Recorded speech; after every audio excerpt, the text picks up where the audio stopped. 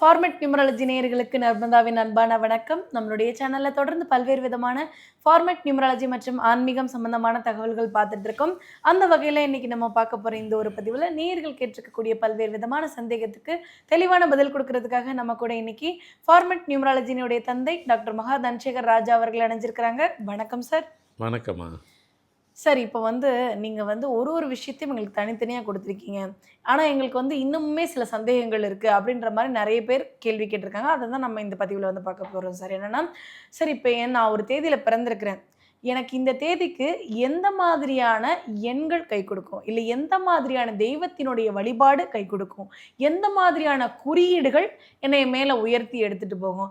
அத பத்தி எங்களுக்கு சொல்லுங்க சார் அப்படின்ற மாரி கேட்டிருக்காங்க சார். ஒரு எண் எடுத்துக்கிட்டோம்னா, அவங்களுக்கு இந்த குறியீடு, இந்த தெய்வம், இந்த மாதிரியான ஒரு வாழ்க்கை அப்படி அமையும் அப்படின்னா, எப்படி நம்ம அது எல்லாத்தையும் ஒண்ணா சேர்த்து நம்மளால சொல்ல முடியுமாங்க சார்? ரேண்டமா கூட சொல்லிக்கலாம். ஆ. 4ஆம் தேதி. ம். 4னா 4, 13, 22, 31 ம். அப்படி வச்சுக்கிருவோம். இவங்களுக்கு என்ன தெய்வத்த வணங்கலாம்? எந்த குறியீடு? ம். இவங்க ஹேண்ட்ஸமா இருக்கிறதுக்கு எப்படி? ஆ.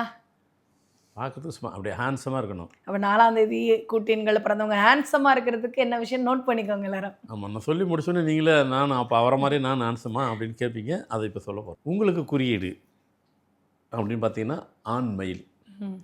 ஆண்மயில் ஆமாம், நல்லா தாங்க இருக்குது ஆண்மயில். இப்போ மயிலில் பெண் மயில் ஆண்மயில் இருக்கும். அந்த ஆண்மயில் பார்க்குறதுக்கு போது பார்க்குறீங்கன்னு வைங்களேன், அதை பார்த்துக்கிட்டே இருக்கணும் போல தெரியும். இது பார்த்துக்கிட்டே இருக்கணும் போல தோணும். எவ்வளோ நேரம்னாலும் நம்ம பார்ப்போம், எங்கே பறந்தாலும் பார்ப்போம். மயில் மட்டும் போயிட்டே இருப்போம். இந்த விராலிமலை முருகர் கோயில், அது முருகர் கோயில்கிட்ட தான் இருக்க போகுது. திருச்செந்தூர் எங்கே போனாலும் சரி, எங்கே கூட மயிலாக தான் இருப்பாங்க. அவங்கள பார்த்துக்கிட்டே இருப்போம். அப்புறம் அடுத்து வேலை இருக்க நாங்கள் கடந்து போவோம். ஆனால் போர் அடிக்கப்போ பார்க்க மாட்டோம், அப்படி சொல்ல மாட்டோம். அழகாக இருக்கும். இந்த தேதியில் பிறந்தவங்களும் அழகாக தான் இருப்பாங்க. இந்த தேதியில் பிறந்தவங்களும் அழகாக தான் இருப்பாங்க. 4, 13, 22, 31 100%. அது ஆண்களாக இருந்தாலும் சரி, பெண்களாக இருந்தாலும் சரி, அழகாக தான் இருப்பாங்க. ஏன்னா ஆண்மயில் அங்கே அழகு, இதுவும் அழகு, இவங்களும் அழகு, அது அழகு, இவங்களும் அழகு. உங்கள் குறியீடு ஆண்மயில். நீங்கள் தொழில் பண்ணுறீங்க, உங்கள் தொழிலை மிக உயர்ந்த இடத்துக்கு கொண்டு போகணும். இல்லைங்க, நான் தொழிலே பண்ணலைங்க, ஒரு இடத்துல ஒர்க் பண்ணுறேங்க, இப்போ ஒன்றும் தவறு இல்லை. செய்கிற கெரியரே உயர்ந்த கொண்டு போகணும், ஒரு ஸ்தானத்துக்கு கொண்டு போகணும், ஒன்றும் தவறு இல்லை.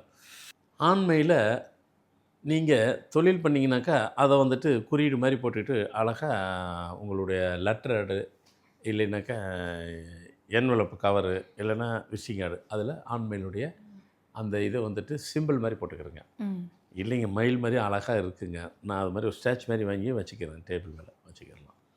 ட்ரெஸ் போட்டிங்கன்னா அதில் ஆணாக இருந்தாலும் பெண்ணாக இருந்தாலும் சரி, என்ன ட்ரெஸ்ஸு கொடுத்துறீங்களோ அதை ப்ரிண்ட் அவுட் பண்ணிடுங்க. நீங்கள் உங்களுக்கு ஆண்மயில் பர்மனெண்ட்டு, இந்த ட்ரெஸ்ஸுக்கு தான் போடணும், அந்த ட்ரெஸ்ஸுக்கு தான் இல்லை, எல்லா ட்ரெஸ்ஸுக்கும் போட போகிறீங்க. அப்போ பர்மனெண்ட்டாக அதை ப்ரிண்ட் பண்ணிக்கிறீங்க. உங்கள் சிம்பிள் ஆண்மயில் வராங்கடா அப்படின்னு நம்மளை பார்த்தாலே சொல்லணும், அவங்க சொல்லட்டும். ஏன்னா நீங்கள் அழகாக தானே இருக்கிறீங்க, ஆண்மையில் அழகு, நீங்களும் அழகு. ஓகே, ஸோ நீங்கள் ஜெயிக்கிறதுக்கு இது உங்களுக்கு சப்போர்ட் பண்ணும். ஒரு சின்ன குறியீடு நம்ம வாழ்க்கையை நல்லபடியாக கண்டிப்பாக கொண்டு போகும். உங்களுக்கு வணங்க வேண்டியது, உங்களுக்கு எந்த கடவுளில் நீங்கள் வணங்கிங்க. ஆனால் சித்தர் வழிபாடு மட்டும் விடாதீங்க. கூடிய ஜீவ சமாதி, இவங்க 2 பேரும் மட்டும் நீங்கள் லைஃப்பில் டச் பண்ணிக்கிங்க. உங்களை நீங்கள் டச் பண்ணிக்கிங்க, உங்களை யாரும் டச் பண்ண முடியாது, வாய்ப்பே இல்லை. அடுத்து ஆண்களாக இருந்தால் மீச தாடி வைக்கலாமா இல்லையா? ஏன்னா அது கூட வேலை செய்யும்.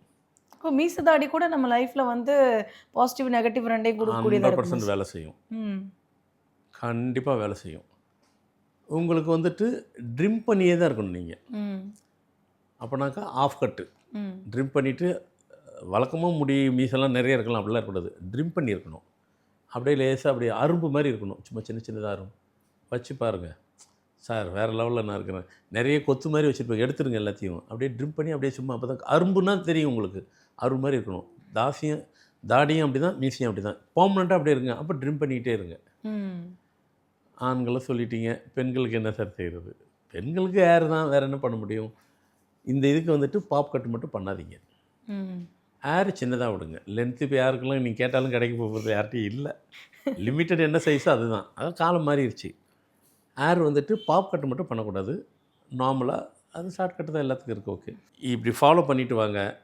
உங்களுக்கு ரீப்ளேஸ்மெண்ட்டு இன்னொருத்தர் இல்லை அப்படின்னு சொல்கிற அளவுக்கு இருக்கும். சார், இப்போ சிஎம் இருக்கிற நடிகர் விஜய், அவர் கூட 22 தான் சார் நாள் இருக்கட்டும், ஹேண்ட்ஸமாக தானே இருக்கிறாரு. இன்றைக்கி அவர் ஜெயிச்சதுக்கு எல்லா காரணம் இருக்கட்டும். ஃபஸ்ட்டு காரணம் ஹேண்ட்ஸம். அது யாரும் மறுக்க முடியாது. என்னங்க தப்பு என்னங்க இருக்குது? எங்கள் நாட்டு முதலமைச்சர் ஹேண்ட்ஸமாக இருக்கிறாருங்க. அதில் நமக்கு தானுங்க பெருமை. பார்க்குறதுக்கே அழகாக இருக்காருங்க. என்ன ஒன்றும் பெரிய தப்புலாம் ஒன்றும் இல்லையே. நீங்களும் இருங்கன்னு நான் சொல்ல வந்தேன். நீங்களும் ஜெயிக்கலாம். இதெல்லாம் ஃபாலோ பண்ணுங்கள், எல்லோரும் ஜெயிக்கலாம். அடுத்து 5, 14, 23. ஒன்று மட்டும் சொல்லலை, நான் ஒரு 2, 3 சொல்லிடுறேன். 5, 14, 23 உங்களுக்கு எது அப்படின்னாக்கா அம்மன் தான். உங்களுக்கு குறியீடு எது அப்படின்னு பார்த்தீங்கன்னாக்கா உங்களுடைய குறியீடு அம்மன். அடுத்து உங்களுடைய இதில் தெய்வம் அம்மன். ஆமாம். அவங்க வச்சுக்க வேண்டிய குறியீடு சார்? ஆமாம், தேனீக்கள். ஏன் தேனீக்களை சொல்கிறோம்? தேனீக்கள் வந்து எப்பவுமே ஒரு இடத்துல ஓய்வாக ஒரு இடத்துல உட்காந்துட்டு இருக்காது. ஆமாம். நம்ம கூட வேலை பார்த்துட்டு கொஞ்ச நேரம் ரிலாக்ஸ் பண்ணுறாங்கன்ட்டு போய் 1 ஹவர் உட்காருவோம். தேனீக்கள் ஒரு இடத்துலையும் வந்துட்டு ஒரே இடத்துல 1 ஹவரில் உட்காராது. ஓடிக்கிட்டே இருக்கும், பறந்துக்கிட்டே இருக்கும், வச்சுட்டு இருக்கும், சுறுசுறுப்பாக இருக்கும். 5, 14, 23 சுறுசுறுப்பாக தான் இருப்பாங்க, ஓய்வாக இருக்க மாட்டாங்க. ஆணாக இருந்தாலும் சரி, பெண்களாக இருந்தாலும் சரி, கண்டிப்பாக ஓடிக்கிட்டே இருப்பாங்க. அதனால தான் தேனீ குறிக்கிறோம். அப்போ நீங்களே ஓடி நீங்களே ஜெயிக்கிறதுக்கு பதில் குறியீடாக தேனீக்கள் வைங்க. ஏன்னா தேனீக்கள் ஒரு சக்தி இருக்குது. என்ன சக்தி? சித்தர்கள் எல்லாம் கூடு விட்டு கூடு பாய்வாங்க. அவங்க எதுலெல்லாம் பாயிறாங்களோன்ட்டு எனக்கு தெரியாது. ஆனால் ஒன்றுத்தில் மட்டும் விருப்பப்பட்டு பாய்வாங்க கூடு விட்டு. எதுலன்னா தேனீக்கள் மூலியமாக. உங்கள் வீட்டில் அதனால தான் உங்கள் வீட்டில் தேனீக்கள் வருது வந்து போகுதுன்னு சொன்னாவே உங்கள் வீட்டில் சித்தர் வந்துட்டு போகிறதுக்கு சமம். ஒரு தேனீ வீட்டுக்குள்ளே வர்றதுக்கும் சித்தருக்கும் சம்மந்தம் இருக்குன்றீங்களா சார்? கண்டிப்பாக உண்டு. சித்தர்கள் தேனீகளாக வந்து வீட்டுக்குள்ளே வருவாங்க. இப்போ எங்கள் வீட்டில் தேனீ இருக்குது, தேன் கூடு இருக்குது, குழந்தைங்களுக்கு கொத்திடுமோன்றதுனால நிறைய பேர் களைச்சி விட்றது உண்டு. அந்த மாதிரி பண்ணக்கூடாது, செய்யவே கூடாது. அது சொல்கிறேன், சித்தர்கள் கூடு விட்டு கூடு பாயிறோன்னு நம்ம படிச்சிருக்கிறோம். ஆனால் அது எதில் பாயிறாங்கன்றது தெரியாது. தேனீக்கள் மூலமாக அவங்க வருவாங்க. நம்ம அதை சீண்டாத வரைக்கும் அது நம்மளை சீண்டாது. சித்தர்கள் வந்துட்டு போகிறதுக்கு அனுமதி ஒன்றுமே பண்ணாது. நம்ம இப்படியே போவோம், அவ்வளோதான். உங்கள் மேலே ஆசைப்பட்டு வருது. சித்தரே உங்ககிட்ட வராரு. அது சித்தராகவும் இருக்கலாம். இருக்கிற தேனி அவ்வளவும் சித்தர் கிடையாது. ஆனால் வீட்டுக்குள்ளே வருது பாருங்கள், அது கன்ஃபார்ம்டாக சித்தர். புரியுதுங்களா? வீட்டுக்குள்ளே வந்துட்டு போகுது அப்படின்னா அது சித்தர் தான். உங்கள் வீட்டுக்குள்ளே வந்துட்டு போகிறாரு, பிரியப்படுறாரு, வராருன்னு அர்த்தம். அந்த தேனீக்களை வந்துட்டு நீங்கள் போடுற ட்ரெஸ்ஸில் ஆண்களாக இருந்தாலும் சரி, பெண்களாக இருந்தாலும் சரி, நீங்கள் அழகாக அதை வந்துட்டு பிரிண்ட் அவுட் பண்ணி சிம்பிள் மாதிரி போட்டுக்கோங்க. நீங்கள் பண்ணுற பிஸ்னஸ்லேயும் அதை பிரிண்ட் அவுட் பண்ணிட்டு போட்டு வச்சுக்கிறீங்க சிம்பிள் மாதிரி.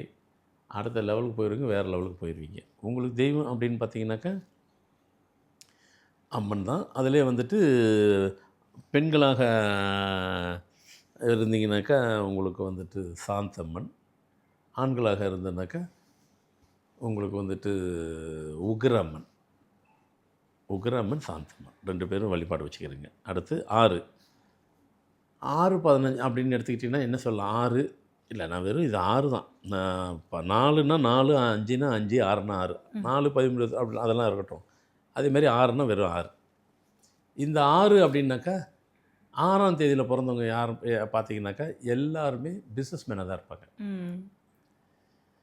எல்லாருமே பிஸ்னஸ் மேனாக தான் இருப்பாங்க மேக்ஸிமம். பார்த்திங்கன்னா அந்த பிஸ்னஸ் மேன் அப்படின்னு பார்த்திங்கனாக்கா அவங்களுடைய தொழிலை எப்போவுமே ரிஸ்கியான ஒரு பிஸ்னஸே பண்ணுவாங்க. ஆனால் பயப்பட மாட்டாங்க.